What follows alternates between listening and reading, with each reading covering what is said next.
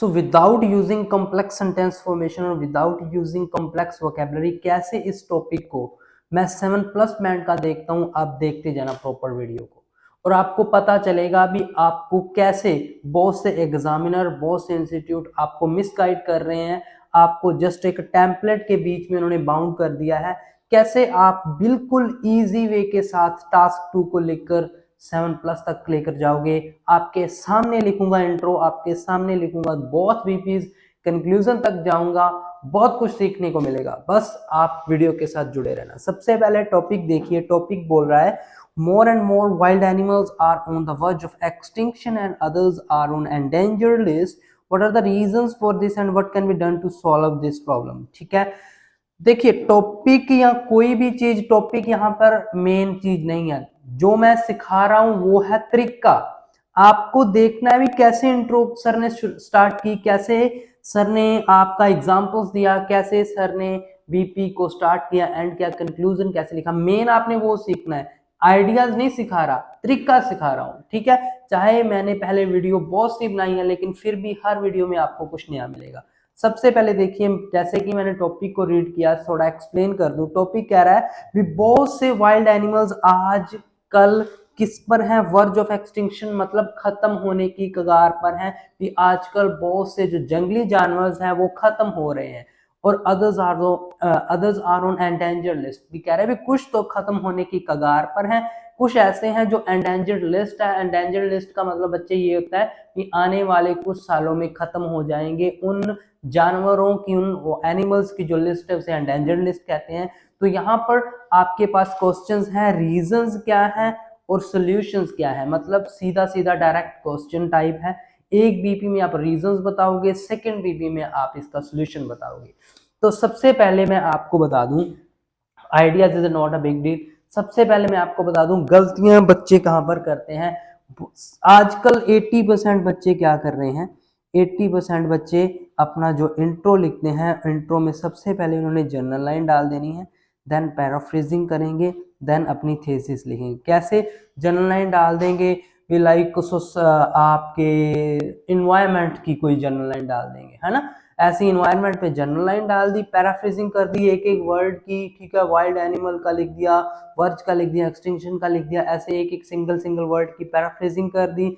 Thesis कैसे डाल देंगे, this essay is going to explain about the reasons and solution in upcoming paragraph. मतलब वो आपका जो मेमोराइज मतलब याद किया हुआ थीसिस डाल देंगे। लेकिन अकॉर्डिंग टू आईडीपी, अगर आप जनरल लाइन भी एक मेमोराइज टर्म है, ये वाली थीसिस भी एक मेमोराइज है, अगर आप इन दोनों का यूज करते हो अपने एसे में, then you are going to get band 0 in your task response. ये मैं नहीं, अपना बैंड डिस्क्रिप्टर खोलकर आप देख सकते हो, इस चीज को उन्होंने दिया हुआ है वहां पर।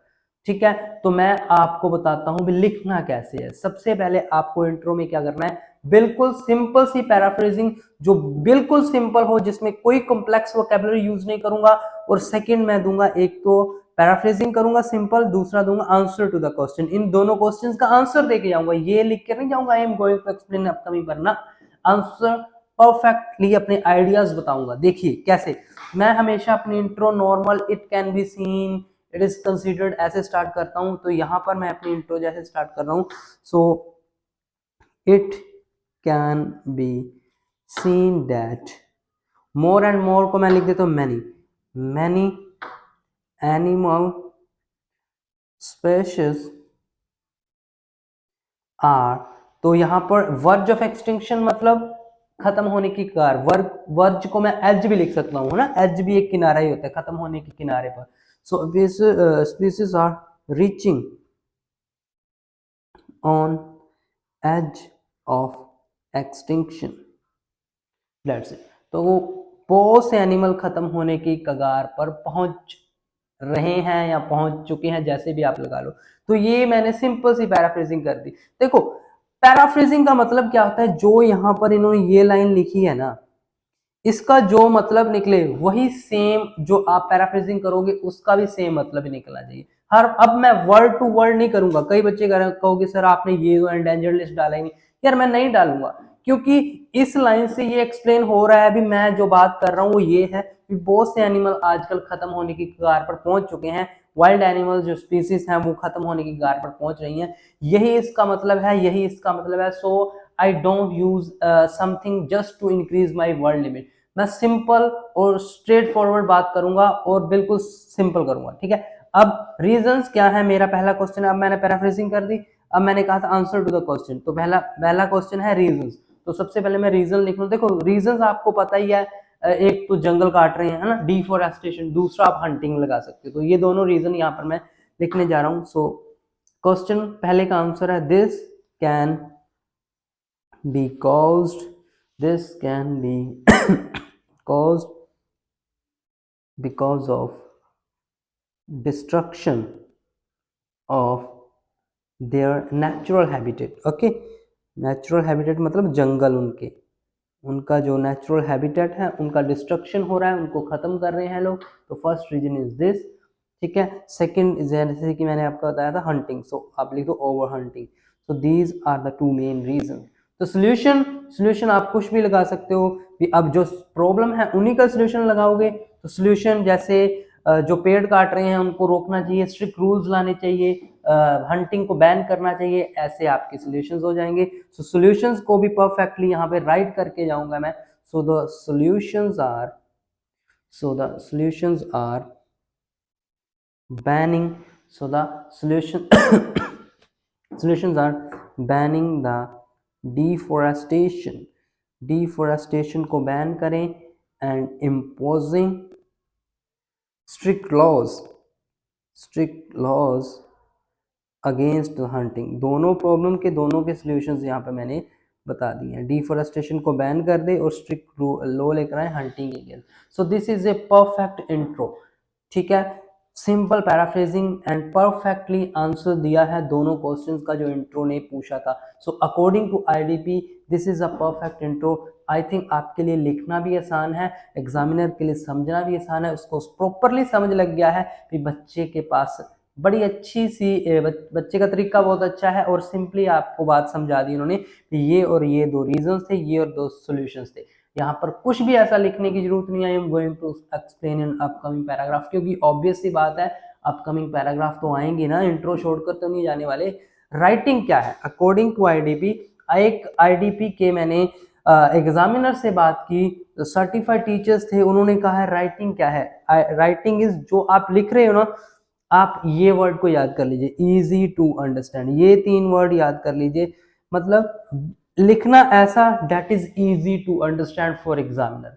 ऐसी चीजें लिखो जो एग्जामिनर के लिए समझनी आसान हो। तो एग्जामिनर के लिए समझनी वही आसान होती है चीजें जो जनरली, जो नॉर्मल एक नेटिव स्पीकर डेली अपनी नॉर्मल लैंग्वेज में जो लैंग्वेज यूज करता है वही इजी टू अंडरस्टैंड होती है। कोई भी लोग ऐसे नहीं है जो बहुत बड़े बड़े वर्ड्स अपने डेली लाइफ में यूज करते हो या कोई मेमोराइज करके चीजें बोलते हो, नहीं। यही जो मैंने यहाँ पे लैंग्वेज लिखी है, this is called easy to understand language, और यही चाहिए आईडीपी को। ये चीज अपने माइंड में फिट कर लो, सिंपल सी पैराफ्रेजिंग और answer to the question, that's it, आपका काम हो जाएगा। अब बात करेंगे नेक्स्ट आपके बीपी की फॉर्मेशन में। बहुत सारे बच्चे गलतियां यहाँ पर बीपी की फॉर्मेशन में भी करते हैं। सबसे पहले मैं आपको बता दूं बच्चे क्या करते हैं, सबसे पहले तो बहुत सारे कनेक्टर्स लगाते हैं। टू बिगिन विद से स्टार्ट किया, to begin with, to explain it, moreover, for example, for या रिजल्ट, फर्दर मोर, ऐसे एक ही बीपी में 4 to 5 connectors, and it is totally wrong. This is called over use of connectors. ये भी आप अपने बैंड डिस्क्रिप्टर में देख सकते हो, ओवर यूज ऑफ कनेक्टर्स होता है। कनेक्टर लगाओ लेकिन वहां पे लगाओ जहां पे जरूरत है। हर बीपी की स्टार्टिंग में कनेक्टर लगाने की जरूरत नहीं है। उसके बाद गलती, देयर स्टार्टिंग में टू बिगिन विद लिख दिया, there are the many reasons of hunting, there are the many reasons of like animals are killing day by day but the predominant one is, ऐसी लाइन हमेशा ही बच्चे हमेशा यहाँ पे लिखते हैं, बिल्कुल गलत है, बिल्कुल गलत है। आईडीपी के अकॉर्डिंग अगर आपको अच्छे बैंड चाहिए डायरेक्टली पॉइंट से स्टार्ट करो। अब मैं कैसे स्टार्ट कर रहा हूँ, पहला बीपी मैं रीजंस का लिख रहा हूँ तो मैं डायरेक्टली स्टार्ट करूंगा द मेन रीजन, ठीक है। देखिए कैसे, so the main reason behind the extinction. देखिए मैं लाइव लिख रहा हूँ, इसमें कोई ना कोई गलती हो जाती है ना चाहते हुए भी, तो मुझे कमेंट में आप ज़्यादा ज्ञान वगैरह बहुत से बच्चे देने स्टार्ट हो जाते, ये नहीं ये कर दिया वो कर दिया। मेरा मेन मोटिव है आपको तरीका बताना, आपको गाइड करना, आपको मिस गाइड नहीं कर रहा मैं। अगर आपको ये चीज़ें अच्छे से समझ लग रही है देन दैट्स इट। मैं यहाँ पर ये नहीं कह रहा हूँ भी मैं 9 बैंड का लिख रहा हूँ या मेरे 9 बैंड आए, नहीं, मैं आपको सही तरीका बता रहा हूँ। जिस भी बच्चे के अच्छे से समझ आए वो बच्चा इसको अडॉप्ट करे, जिसके नहीं आता वो मत करे, ठीक है।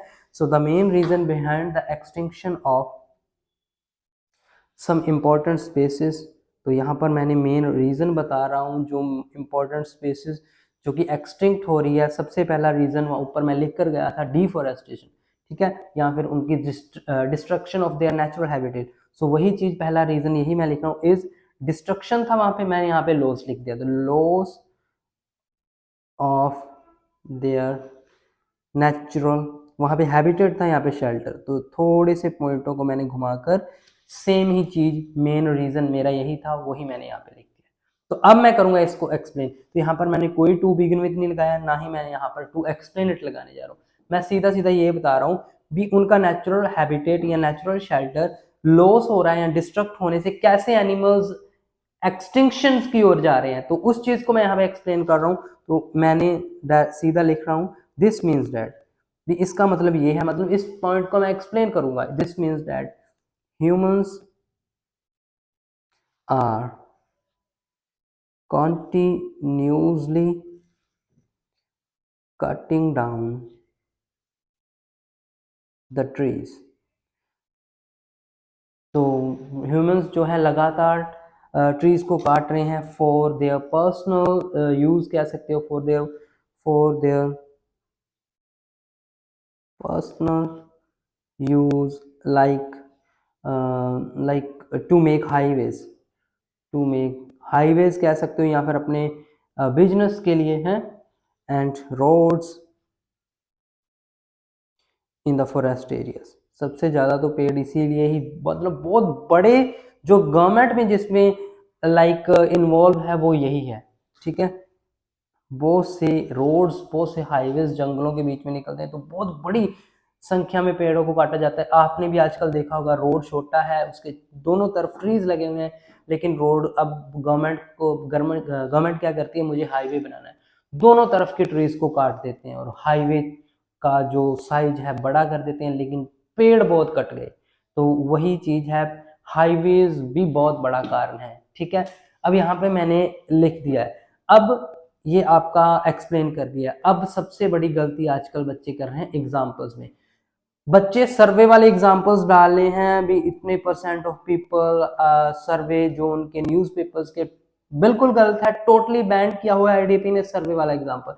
एग्जाम्पल लिखो, बिल्कुल आप पर्सनल एग्जाम्पल लिख सकते हो, लेकिन सर्वे वाला एग्जाम्पल नहीं डालना, ठीक है। ऐसा एग्जाम्पल लिखो जिसमें डाटा ना हो, जिसमें कोई भी सर्वे ना हो। जैसे फॉर एग्जाम्पल अगर मैं यहाँ पर लिखूं, अब मैं इनकी बात कर रहा हूँ भी, हाईवेज के बनने से एनिमल्स किल हो रहे हैं, तो उसी तरीके से कोई एग्जांपल उठा लो।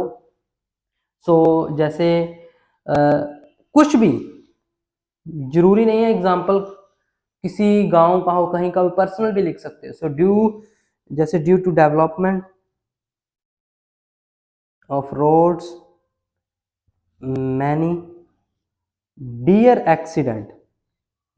Accidents are noticed in Australia. मैंने ऑस्ट्रेलिया डाल दिया क्योंकि ऑस्ट्रेलिया में ज़्यादातर डियर होते हैं, that's it.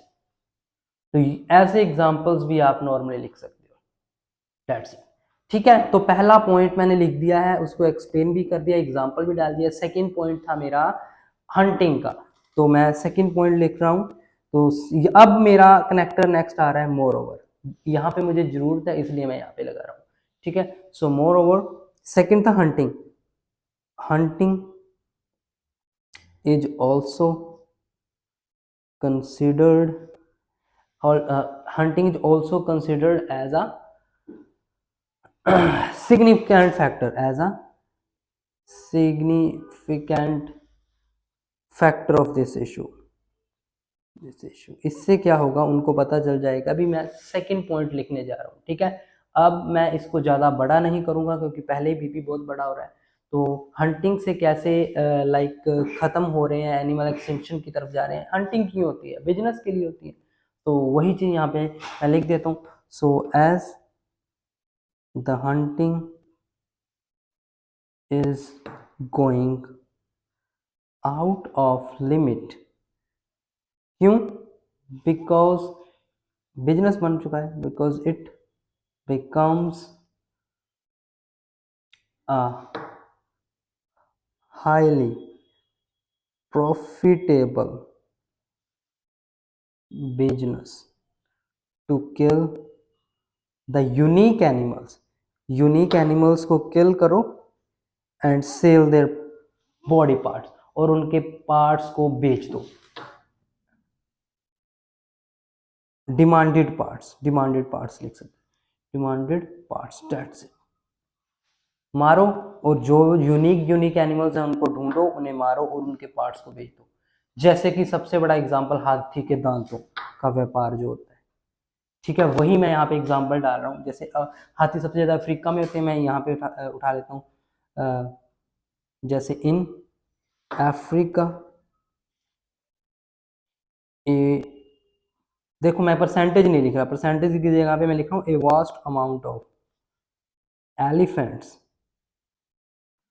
Are killed are killed to get their tusk. Tusk होते हैं हाथी के दांत, दैट्स इट। ठीक है, तो ये हो चुका है आपका एक BP complete.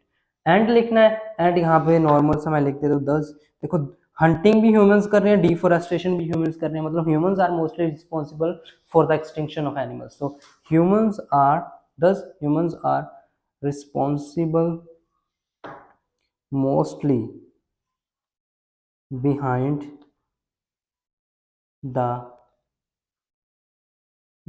the extinction of crucial animal species।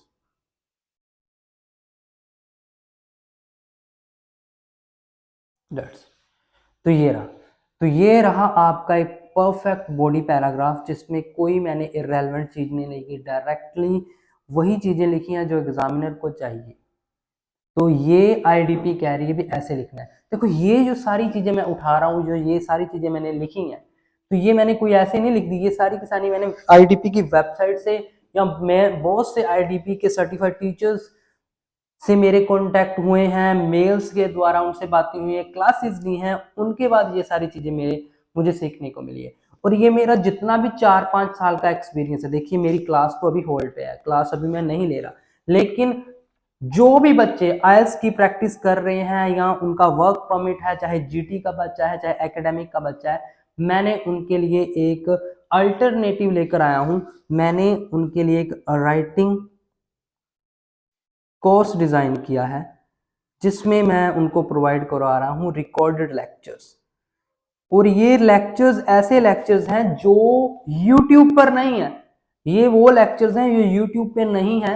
और ये मेरे स्पेशल उन बच्चों के लिए है जिन्हें 7 बैंड की रिक्वायरमेंट है राइटिंग के लिए, चाहे कोई बच्चा एकेडमिक का है चाहे कोई बच्चा जीटी का है, जिन्हें 7 चाहिए उनके लिए ही मैंने ये कोर्स डिजाइन किया है एज ए अल्टरनेटिव। इसमें क्या मिलेगा आपको, जितने भी टाइप के टास्क 1 और जितने भी टाइप के टास्क 2 होंगे, चाहे कोई बच्चा एकेडमिक का है चाहे कोई बच्चा जीटी का है, जितने भी टाइप के टास्क 1 जितने भी टाइप के टास्क 2, उनके ऊपर एक एक घंटे की वीडियो है। हर सिंगल टाइप के टास्क 1 के ऊपर, हर सिंगल टाइप के टास्क 2 के ऊपर एक एक घंटे की डिटेल वीडियो है, जिसमें मैं खुद ऐसे लिख रहा हूं जैसे मैं यहां पर लिख रहा हूं, कैसे आपको ये ऐसे स्टार्ट करना है, कैसे एंड करना है, चाहे टास्क 1 है चाहे टास्क 2 है। हर सिंगल टास्क के ऊपर एक एक वीडियो आपको मिलेगी पूरी डिटेल में। इसके अलावा वीडियो तो अलग, इसके अलावा जो मैं आईडीपी सर्टिफाइड टीचर्स की बात कर रहा हूं, उनके द्वारा लिखे हुए 9 बैंड के ओरिजिनल आईडीपी के सैंपल आंसर्स के पीडीएफ्स, जो पीडीएफ्स आप तकरीबन 35 टू 40 पीडीएफ्स हैं, जिसमें सारे टास्क 2 मिक्स हैं, सारे टास्क 2 जिसमें इन्वॉल्व हैं वो आपको इसमें 35 to 40 पीडीएफ्स मिल जाएंगे ओरिजिनल 9 बैंड के, जिसमें आपके सारे डाउट्स क्लियर हो जाएंगे। आपको पता चलेगा एक 9 बैंड का सैंपल आंसर कैसे होता है। इसके अलावा आपको वोकैबुलरी भी मिलेगी, ठीक है, टास्क 1 की, ठीक है। टास्क 1 के भी नोट्स हैं और टास्क 2 के भी पीडीएफ्स के नोट्स हैं, दोनों के दोनों आपको इसमें मिलेंगी। वीडियोस के तो बिल्कुल एंड है, इतनी डिटेल है जो आपको यूट्यूब पे नहीं मिलेगी, तो ये मैंने उसमें इन्वॉल्व किया है। इसके अलावा मेनली ये कोर्स राइटिंग के लिए है, लेकिन फिर भी मैंने उसमें लिसनिंग, रीडिंग और स्पीकिंग के पीडीएफ्स डाले हैं एग्जाम लेवल के, एग्जाम लेवल के जो एग्जाम में आते हैं या आ सकते हैं, ठीक है, वो मैंने उसमें पीडीएफ्स डाले हैं, ठीक है। मेनली ये कोर्स राइटिंग के लिए, ये सिर्फ पीडीएफ ही मिलेंगे, इस पे वीडियोस नहीं है, वीडियो सिर्फ राइटिंग की है। जितने भी बच्चों ने ये कोर्स बाय किया है कनाडा, ऑस्ट्रेलिया, चाहे इंडिया से, हर सिंगल बच्चे का यही मेरा पॉजिटिव फीडबैक मिला है, सर हमारे लिए वर्थ इट रहा है, हर सिंगल बच्चे का। और मैं कह रहा हूं मेरा 4 से 5 साल का इतना एक्सपीरियंस है, इस सारे कोर्स में डाल दिया है। जिसने भी ये ज्वाइन किया या बाय किया, उसको कोई वीडियो देखने की जरूरत नहीं है, कोई क्लास लगाने की जरूरत नहीं है, उसके लिए सारा राइटिंग ही इसमें आ जाएगा। मैं आपके इस चीज की गारंटी लेता हूं। और इस कोर्स का जो प्राइस है, इसका जो प्राइस है वो है 1000, और 1000 बिल्कुल वर्थ इट है। जो भी बच्चा इसको बाय करेगा वो चीज खुद कहेगा हमें भी, सर हमें पता ही नहीं था इतनी चीजों का, और उनसे उसके लिए राइटिंग ऐसे हो जाएगी। 7+ बैंड की गारंटी है, ठीक है। जिसको भी ये कोर्स को बाय करना है, ऊपर जो नंबर शो हो रहा है मैं यहाँ पर भी लिख रहा हूँ, उस पर सिर्फ व्हाट्सएप मैसेज करना है आपको, सिर्फ व्हाट्सएप मैसेज, ठीक है। सर आइल्स राइटिंग कोर्स, आपको ड्राइव में लिंक दे देंगे, आफ्टर पेमेंट आपके पास पहुंच जाएगा, इतना इजी एक्सेस मिलेगा आपको। और बहुत ही मैं रेकमेंड करूंगा हर सिंगल बच्चे के लिए, क्योंकि क्लासेस अभी मैं नहीं ले रहा। चलिए चलते हैं अब आपके बीपी नंबर 2 पे, ठीक है। जितनी डिटेल में ये मैं करवा रहा हूँ ना, उसमें विद प्रूफ्स बातें कर रहा हूँ मैं, आपको आईडीपी की वेबसाइट्स के ऊपर लेके जाऊंगा कोर्स में, आपको वीडियोस मिलेंगे उसमें आईडीपी की वेबसाइट्स के ऊपर जाते हुए, पता चलेगा भी आईडीपी क्या बोल रही है, एग्जामिनर क्या बोल रहे हैं। बहुत अमेजिंग कोर्स है, मेरी मेहनत है, बहुत टाइम की मेहनत उसमें मैंने डाल दी है। तो अब BP2 आपका बनेगा सॉल्यूशंस के ऊपर, ठीक है। तो पहला BP रीजंस के ऊपर था, अब सॉल्यूशंस के ऊपर डाल रहे हैं। सो द सॉल्यूशंस, देखो जैसे सेम तरीके से BP1 स्टार्ट किया था, मैं कोई टू बिगिन विद नहीं लगा रहा, वैसे इसमें भी मैं डायरेक्टली सॉल्यूशन से ही स्टार्ट कर रहा हूँ। सबसे पहले सॉल्यूशन था एक तो लो लगाना और एक बैन करना हंटिंग को, ठीक है। तो चलिए स्टार्ट करते हैं। The solutions which can be taken to, रोकना होता है, रोकना, प्रोहिबिट, प्रोहिबिट है ना, prohibit the, prohibit the inappropriate, inappropriate मतलब ये जो ह्यूमन का इनएप्रोप्रिएट गलत बिहेवियर है, क्योंकि ह्यूमंस के द्वारा ही हो रही है, जो अपन ने पीछे में बिल्कुल एंड में यही खत्म करके गया हूँ, ठीक है। देखो यही चीजें मैं आपको सिखाऊंगा उसमें, जैसे लास्ट जो आपका था उसमें मैंने एंड क्या किया कि ह्यूमंस आर रिस्पॉन्सिबल, ठीक है। अब यहाँ पे मैं फिर वही चीज लिख रहा हूँ, inappropriate behaviour of humans. So this is A connection, कि कैसे एक बीपी को सेकंड बीपी के साथ जोड़ना है। जो आपका टास्क बैंड डिस्क्रिप्टर है ना, उसमें कोहेरेंस एक पॉइंट होता है, दिस इज कोहेरेंस, कनेक्शन कैसे करना है, यही चीजें मैं आपको कोर्स में सिखाऊंगा। आप अमेजिंग कोर्स है, आपको हर सिंगल चीज का पता चलेगा, ठीक है। तो यही सेकंड पॉइंट को फिर मैं लास्ट बीपी को इसके साथ कनेक्ट ऐसे कर रहा हूं। सो इनएप्रोप्रिएट बिहेवियर इज, वहां पे इम्पोजिंग लिखा था रूल्स को, यहाँ पे इम्प्लीमेंटेशन लिख दो। सो इम्प्लीमेंटेशन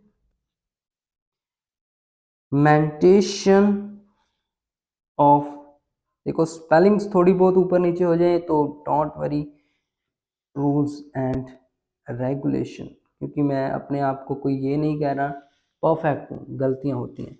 तो regulation,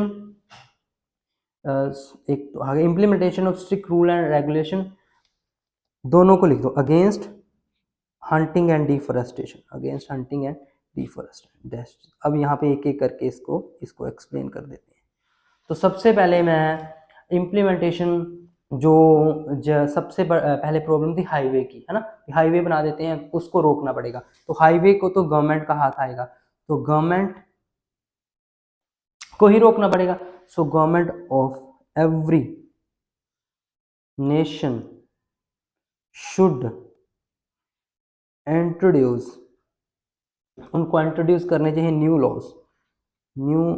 laws on avoiding, avoid करना चाहिए कंस्ट्रक्शन किसकी, avoiding the constructions of highway, constructions of highway in forest areas, that's it.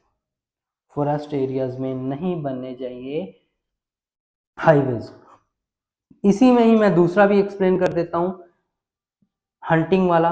And एक तो गवर्नमेंट को करना चाहिए इंट्रोड्यूस, लॉ करने चाहिए, दूसरा गवर्नमेंट को करना चाहिए प्रिजन सेंटेंस लगानी चाहिए, मतलब जेल की सजा, ठीक है। Prison sentence should be imposed, should be imposed on killing animals, on killing animals who are in endangered list। ऐसे एनिमल्स जो एंडेंजर्ड लिस्ट में है, अगर कोई उसको मारे तो बिल्कुल ही पूरी स्ट्रिक्ट सजा देनी चाहिए। So this is the problem and this is the solution. तो मैंने दोनों पॉइंट को एक ही लाइन में एक्सप्लेन कर दिया। This is called sentence formation, simple sentence formation. है तो कॉम्प्लेक्स लेकिन आपको सिंपल लगेगी।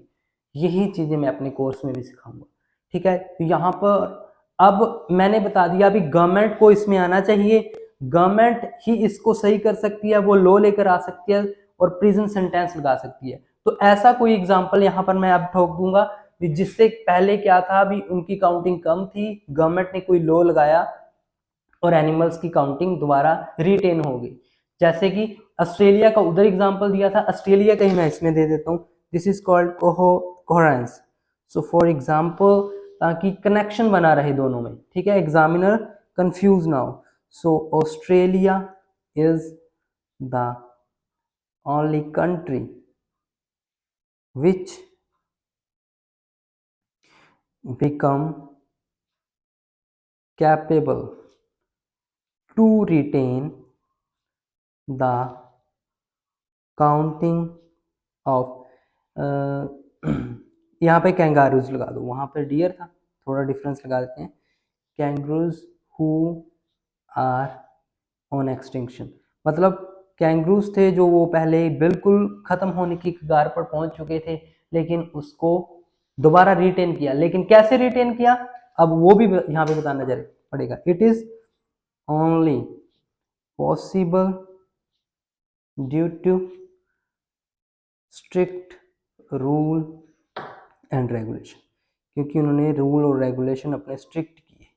सो हंस इफ हायर अथॉरिटीज इसमें इन्वॉल्व होंगी तो हम सेव कर सकते हैं। So if higher authorities get involved we will able to save wildlife, that's it। तो ये आपका कंप्लीट हो चुका है बीपी नंबर सेकंड। सेम कोई यहाँ पर आपने फालतू चीजें नहीं लिखी, कोई फालतू के कनेक्टर्स, फालतू की वोकैबुलरी नहीं लगाई, जस्ट सॉल्यूशन थे, ये सॉल्यूशन है, उनको एक्सप्लेन किया, एग्जांपल दिया, एग्जांपल देखिए कितने अच्छे दिए हैं। कोई यहाँ पर अच्छे से कनेक्ट कर पाएगा एग्जामिनर, कनेक्शन मैंने आपको पीछे और आगे वाले में बनाना सिखा दिया। This is called a perfect 7+ band IDP का लिखा हुआ टास्क टू सैंपल। यही चीजें मैं कोर्स में सिखाऊंगा। अब लास्ट एंड फाइनल, बहुत से बच्चे कंक्लूजन में भी गलतियां करते हैं। देखो आईडीपी के अकॉर्डिंग आप टू रिकैप्चुलेट ऐसे बहुत से वर्ड बच्चे लगाते हैं, इन ए नटशेल, इन समरी, ऐसे वर्ड्स बिल्कुल बैन है। आईडीपी कहता है अगर कंक्लूजन लिखना है टू कंक्लूड या इन कंक्लूजन, इन दो वर्ड से ही आप कंक्लूजन को स्टार्ट करें। और कंक्लूजन में होता क्या है, जो पॉइंट्स आपने टास्क BP1 और BP2 में लिखे हैं वही, जैसे हंटिंग और सेकंड इज पहला हंटिंग था, दूसरा डिफोरेस्टेशन था, और सॉल्यूशन जो थे वो भी इसमें, ठीक है। That's it. जैसे देखिए कैसे मैं से यहाँ पर लिख रहा हूँ, to conclude although by overhunting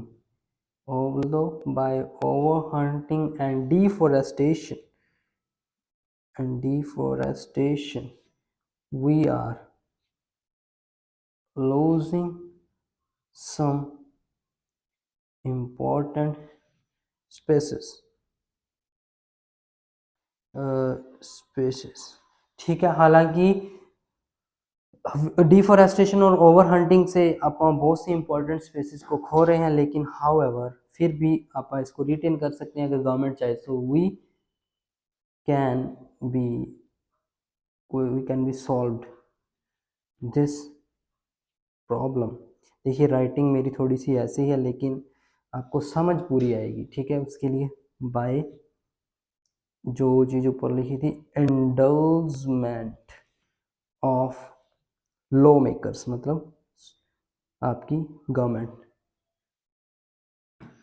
that's it. तो this is a complete task 2 ऐसे आपको पता चल चुका है कैसे एक परफेक्ट बैंड स्कोर वाला टास्क 2 लिखना है। बिल्कुल सिंपल, टेक इट इजी, बहुत आसान है। ठीक है, तो ये था। अगर आपको अच्छा लगा तो इसको आप अपने यूज़ कीजिए। मैं आपको 100% रेकमेंड करूंगा अगर आप इसको यूज़ करोगे। ईजिली 6.5 प्लस, मतलब ईजिली 7 प्लस बैंड जाएगा, 100% 7 प्लस बैंड जाएगा अगर आपने ईजिली ऐसा लिख दिया। ठीक है, आपकी हेल्प करेगा मेरा कोर्स, और ये कोर्स आपकी 110% हेल्प करेगा, क्योंकि हजारों बच्चे ने इनको खरीदा है, जिनका फीडबैक भी मैं आपको दिखा सकता हूँ। तो अगर वीडियो अच्छी लगी हो प्लीज़ चैनल को सब्सक्राइब करने, लाइक और शेयर करना मत भूलें। शेयर जरूर किया करें वीडियो जिनका भी एग्जाम है उनके साथ, और कमेंट जरूर किया करें अगर आपको पॉजिटिव कुछ इससे सीखने को मिला। थैंक यू सो मच, मिलते हैं नेक्स्ट वीडियो में।